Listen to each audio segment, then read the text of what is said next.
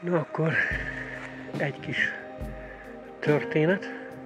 Ottan fent látszódik egy ilyen gaj. Hát fának a része végső sorban. És hát, hogy ez most miért fontos, nem tudom, ottan a háton megett, de majd mutatom rendesen is, megfordítom majd a kamerát. Szóval az a lényeg benne az egészben, hogy hát jöttem így kifele sétálni lényegében, ez ilyen napi séta lényegében nekem, hát ilyen edzés, mondjam úgy. Na meg hát a tűzre valót, ahogy szedem, és az a lényeg benne az egészben, hogy hát ezekre a nagy viharokra, vagy nagy szelekre akarok én rátérni lényegében, hogy hát egy ilyen ártatatlannak tűnő helyen is, mint ahogy ez is, jó, ez egy száraz fa végső sorba. Na most az a lényeg benne, hogy annyira fújt a szél, hogy hát éppen, hogy amikor most kijöttem, de viszont tegnap nagyon fújt. Hát gondolom tegnap nagyon meggyengítette ezt a fának az ágát, és most, ahogy a kis szél fújta, ahogy jövök itten kifele, így püff, becsapódott ide mellém lényegében, de hát szerencsére hát egy pár milliméterre voltam tőle, úgyhogy majdnem nagyon csapott.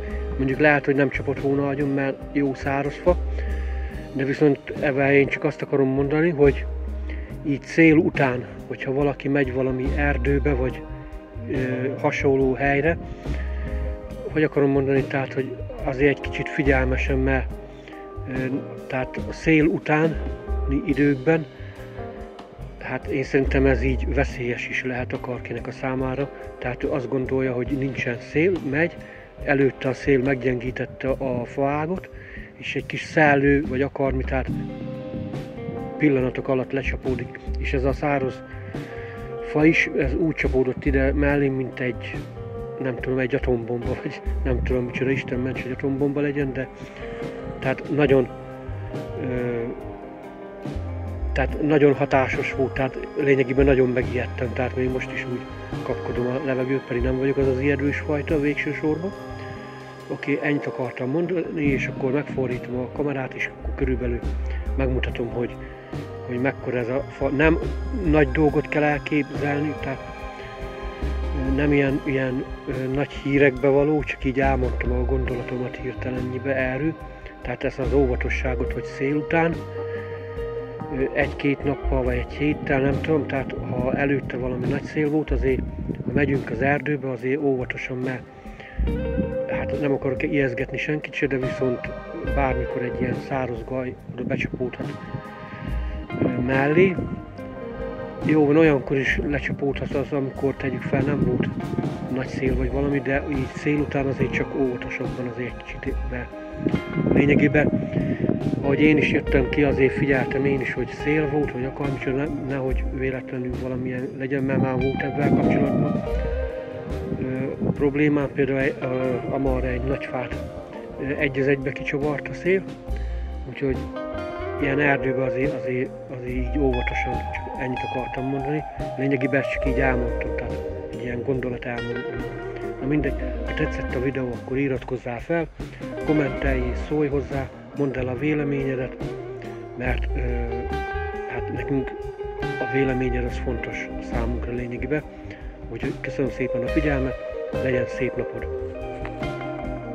Na jó van, itten megpróbálom megmutatni ezt a fát, hogy körülbelül mekkora. Tehát így, hogyha ide jövök, így, nem tudom, hogy mutassam, így onnastól számítva, csak próbálom a kamerát nem nagyon mozgatni. Így, tehát egy ekkora kis gajacska.